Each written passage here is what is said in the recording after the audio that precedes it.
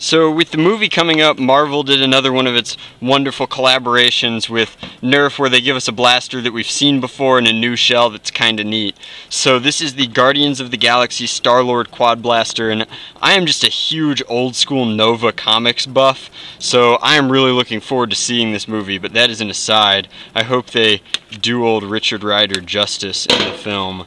So, getting it out of the package is easy. It does have Try Me features inside the package where you can pull this and see more or less how it's going to work. Now it is just a reshelled triad slash jolt inside, but it's like a manta version of a triad jolt. If you don't know what I'm talking about when I say manta, you should check out an old video I have on the Nerf Manta Ray, which is just a blaster that has kind of a shield built in and then two separate blasters. So when you combine blasters, it's manta-ing them in Nerf speak. So pulling this bottom trigger allows you to kind of reveal your blasters. You can fire from the inside barrel on each, which means that it's definitely using a smart AR system to fire one at a time. And it is cool. You definitely get that kind of like fantasy feel out of it. It's a little bit like a Halo plasma rifle, and it's movie accurate, I guess, to an extent, as much as it could be. I don't like that the orange barrels are hidden most of the time, but it definitely looks like a toy, so I wouldn't worry about that too terribly much. The darts that come with it are black, which is kind of wild because I haven't seen black elite darts anywhere else. I think that that's super duper neat. I may only be able to get a couple of these out. Nope. Okay. If you guys can hear my owl in the background, he still has not gone to bed, which is kind of crazy. He's normally asleep by now. That said,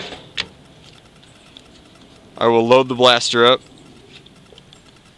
and we'll fire it. Like I said, it's a reshelled triad slash jolt, which means that there's plenty of modding potential, but you're still working with just a phenomenally small plunger tube that has a smart AR system which builds in dead space. To prime the blaster, there's a tiny 1-inch draw on both sides, and you can see that without the blaster being opened, you can fire, and both, that's actually a really tight spread, both of them hit my leg shorts.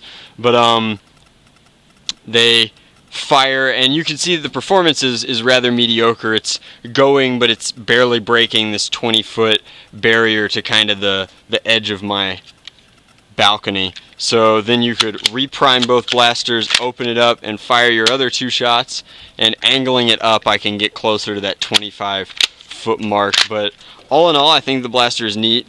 I did grab some elite suctions just for giggles so that I could fire it twice on camera.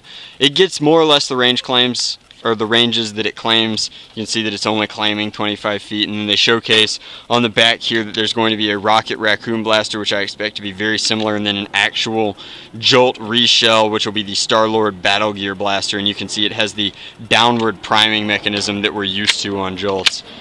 The blaster's cool, I guess, for cosplay. I would not recommend this if you're, man, what a tight spread, that's so cool.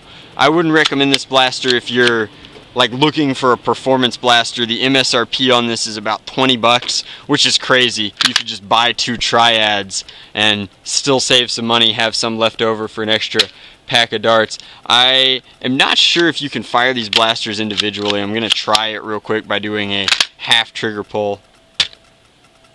And it doesn't look like you can. If I'm wrong there, I'm sorry. You can correct me in the description, but it sounds like no, those are same time, which is kind of wild. But all in all, I think that the blaster is definitely neat. It's got that gimmick factor. It's got plenty of cosplay potential. I don't think that it's worth the price, and since I doubt that many people will buy these, I'd probably wait for them to go on sale after the movie leaves theaters. That said, that is my review of the Star-Lord Quad Blaster. I probably won't pick up these to review them, but if there's enough demand and I see them while I'm out, I might grab them. But as always, guys, thanks for watching.